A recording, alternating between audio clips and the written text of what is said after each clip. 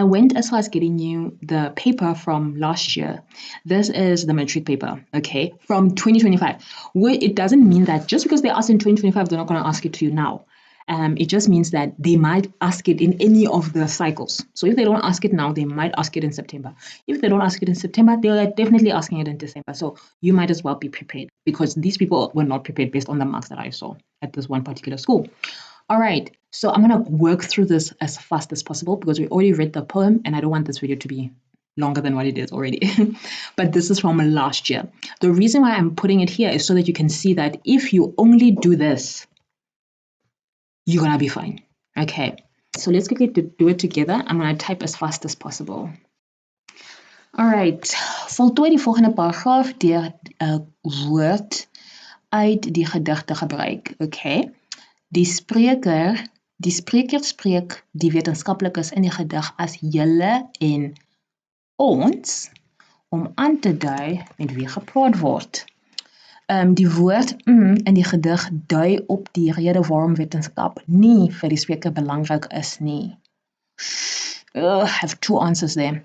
Die spreker sal eerder kyk na die Koran op die tennisbaan. As om in klas te konsentreer, die spreker sal veel eerder as om die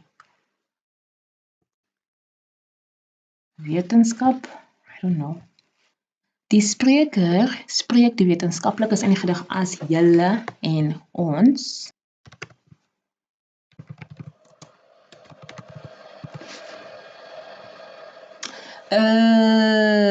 Patheties,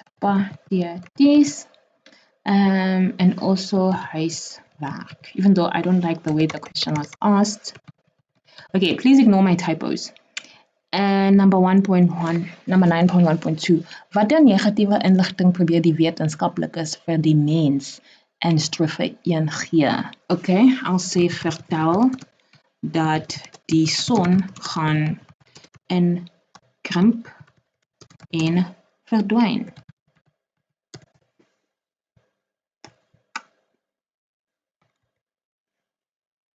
No, just 1 point. 9.1.3. Hoe weet ons volgens strofe 1 dat die spreker nie met die wetenskaplike se navorsing beïndruk is nie? Haal 'n reël uit. That means you have to quote. Okay. So they're asking, hoe weet ons dat die spreker nie met die wetenskap beïndruk is nie? Patheties. Patheties bepaal julle dan ligjare. ... Close. Okay, let's make this bigger. All right. Number 9.1.4. In watter ruimte is die ekspreker die gelukkigste? Ruimte. At school. Ruimte means space, so in which space is she the happiest? To me, she looks the happiest when she says, sit hoog in op die windpomp. So I'm going to say buite in die natuur, which we also covered. Okay. Lees reëls 10 tot 12. Hoe hy bloei, hoe val die lug gloei, hoe die bome tot silhouette verskry. Okay. Watter tegnieke gebruik die digter om die spreker se beskrywing van die son te beklemtoon? We did this. They said herhaling, repetition, and what? En assonansie. Assonansie. I'm hoping about that because we did that. Okay, and they said 2. In strofe 2, second paragraph, gebruik die digter personifikasie. We covered personification, right? Watter vieze menslike eienskappe gee die digter vir die son? So, which human elements was given to the sun? They did not say haal aan, which means that we don't have to put it in brackets. So, we're going to say hoe hy bloei. En stamp sy kop. Stamp sy op. I'm not sure now. In vir die son, okay? That one is about bome, okay? 17. So that's for 2 points. 17. Gee een rede waarom hierdie gedig 'n vrye vers is. Daar is geen rym en hulle gebruik enjambement. That's what I think. Could be wrong. Kies korrekte antwoord om sin mee te voltooi.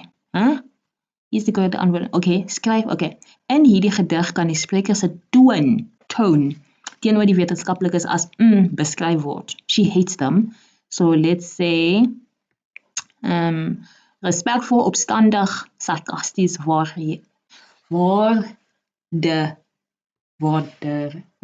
say that word. Waarderend. Okay. I'm gonna say number C, sarcasties. Okay, number 9.1.9. Skryf die volgende gedagtes van die spreker onder mekaar. So that's why I put this 1, 2, 3, because you need to say what happened first. Die spreker gee redes hoekom hy of sy so negatief is oor wetenskaplik is. Die spreker dink wetenskaplik is, kyk sonder enige emosie na die omgewing. Die spreker vertel waarom sy, okay, bewonder. Okay, I know that number 2, this is number 2. Number 1, I'm going to say is this one. This one.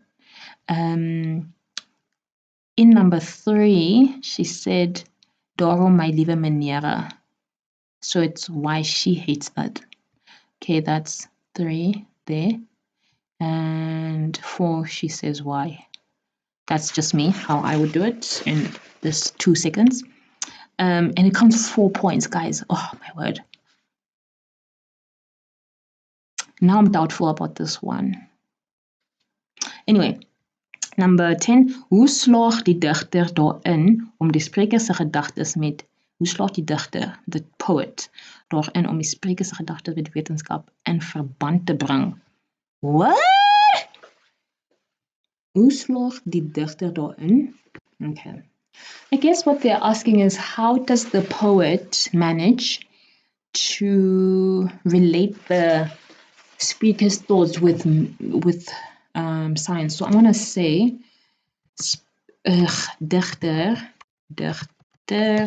praat van wetenskap/wetenskaplikes en wiskunde terme like logaritme, what's the other one? Quadreer en syfers. Syfers ensovoorts. That's what I'm gonna say. Wow, that's a hard question. All right, let's see how we did. Number A, I really thought it was ons, so I'm a bit confused by their answer.